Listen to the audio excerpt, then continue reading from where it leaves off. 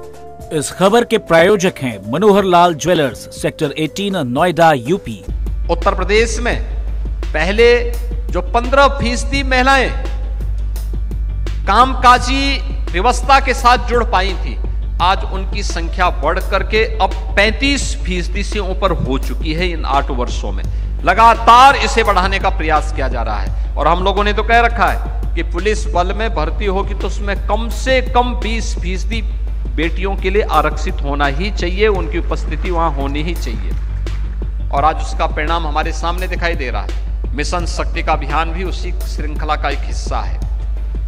धर्म पर आधारित कोई भी व्यवस्था न्याय का कारण भी बनेगा और आत्मनिर्भरता और सशक्तिकरण का भी माध्यम बनेगा।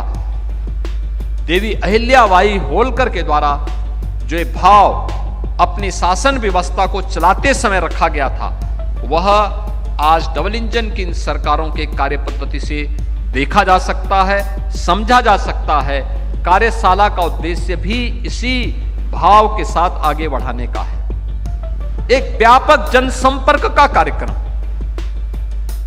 हर एक जगह हम जाएं, छोटी छोटी गोष्ठियां करें। महापुरुष की स्मृति दिवस, ये 300वां उनका जन्म शताब्दी वर्ष है। 31 मई 2025 महारानी अहिल्याबाई होलकर का 300वीं जन्म जयंती का कार्यक्रम होगा। 21 से लेकर के 31 तक उनका पुण्य स्मरण हमें विभिन्न कार्यक्रमों और जनसंवाद कार्यक्रम के माध्यम से करना है। इन कार्यक्रमों के बहाने केंद्र और राज्य सरकार की महिला सशक्तिकरण और महिला स्वावलंबन के लिए किए गए कार्यक्रमों को अलग अलग प्रकार से रेखांकित करने के लिए, क्या जो शौचालय बने, 12 करोड़ शौचालय देश के अंदर बने, क्या यह महिला सशक्तिकरण का आधार नहीं था?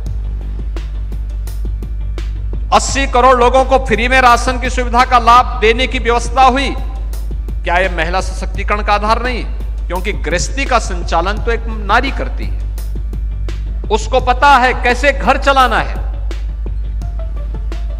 आयुष्मान भारत के माध्यम से जिन 50 करोड़ लोगों को देश के अंदर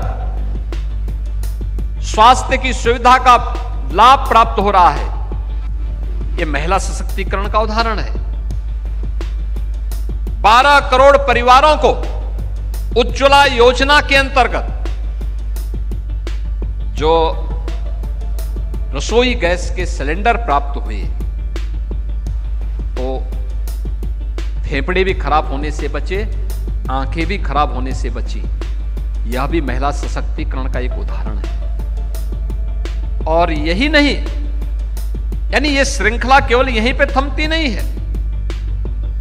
ये भारतीय जनता पार्टी की डबल इंजन सरकार ने नारी वंदन अधिनियम के माध्यम से जिस कार्यक्रम को प्रधानमंत्री मोदी जी ने पंचायत से लेकर के संसद तक अब उनकी 33% उपस्थिति अनिवार्य हो, इसको एक गारंटी के रूप में दे दिया है।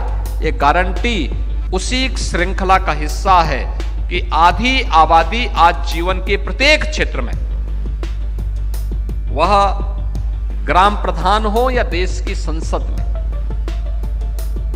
वह फाइटर विमान की चालक हो या पुलिस बल या अर्धसेना बल के अधिकारी के रूप में या जवान के रूप में कार्य करती हुई, एक प्रशासनिक व्यवस्था के साथ जुड़ी हुई हो या सार्वजनिक जीवन में कार्य करने वाली, एक किसी स्वयंसेवी समूह के माध्यम से अपनी सेवाएं समाज को प्रदान करने वाली एक सामान्य नारी के रूप में अपना जीवन यापन करने वाली, इन सभी का अपना अपना योगदान है समाज के निर्माण में।